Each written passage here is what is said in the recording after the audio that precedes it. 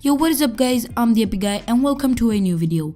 I know I'm uploading after a long time, but this video is an interesting one. So in today's video guys, I'm going to try and revive a 10-year-old computer with a 512 MB graphics card.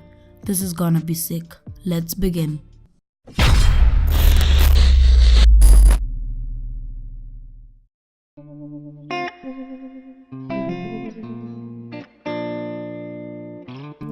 So guys, for doing this experiment, I went to my good friend Shubhanka's house because of course he knows a lot about computers. So he helped me a lot in this. He first of all removed his PC to remove the graphics card from that PC. So then we removed the graphics card from his PC and placed it in mine. Now after we have done that, we placed my computer back on the table and let's see how it works.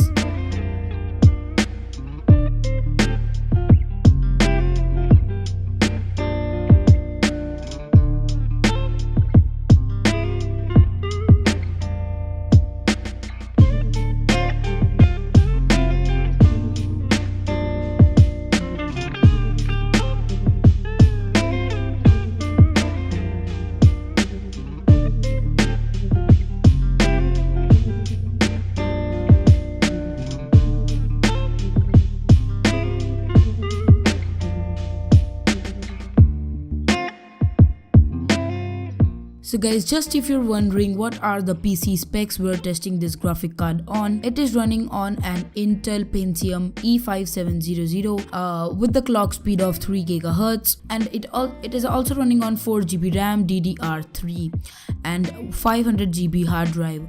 So this is gonna be fun and let's test how this works.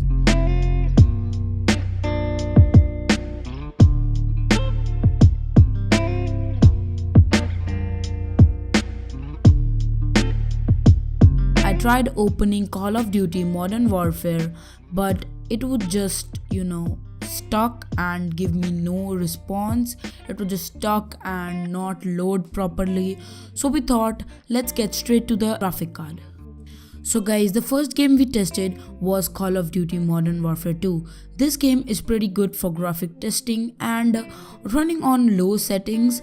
We were able to get pretty decent frames like 30 to 80 frames. The minimum frames were 15 and the medium frames were 37 and the maximum frames were 83. So it's a pretty good it is a pretty decent graphics card and with the pretty decent frame rates.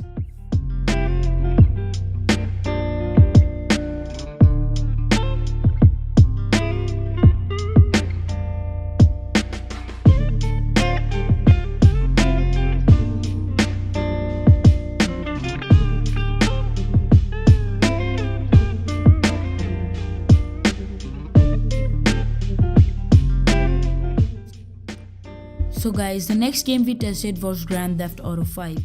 Yes guys, you heard it right, Grand Theft Auto 5 on a 512 MB graphics card with 4 GB RAM with Intel Pentium E5700. Now guys, after running Grand Theft Auto 5, it took us like 5 minutes to run that and that is pretty good. And I also want to make that clear that I'm not using any low graphics mod to run the game smoothly. I'm just running it original with all the low settings, no extra mods. So when I opened GTA 5, it took 5 minutes to load, and which is pretty decent. And then when the game ran, we got like 10 to 20 frames. And for me, I think that is pretty decent, or you can say it's kind of bad. But for a low-end PC like that, it is pretty decent. If you can like game on a 512 MB graphics card, it is pretty amazing. And we played GTA 5 for like 10 to 20 minutes and the game just stuck automatically, so we had to close it. But that's the frame rate for GTA 5.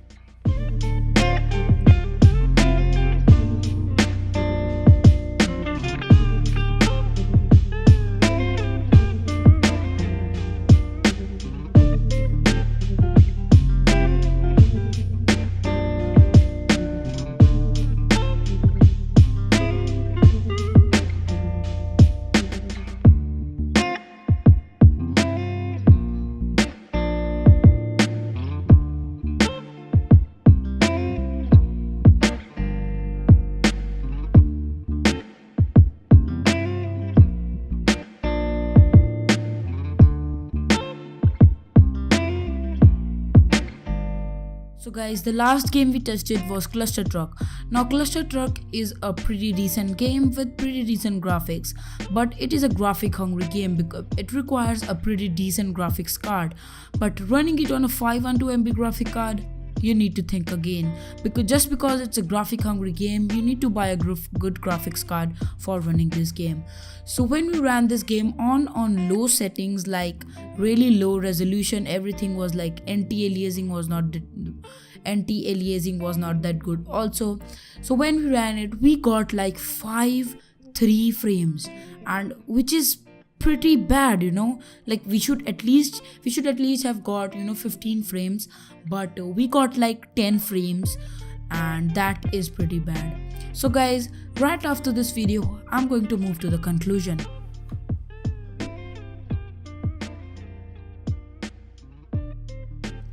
So here for the conclusion.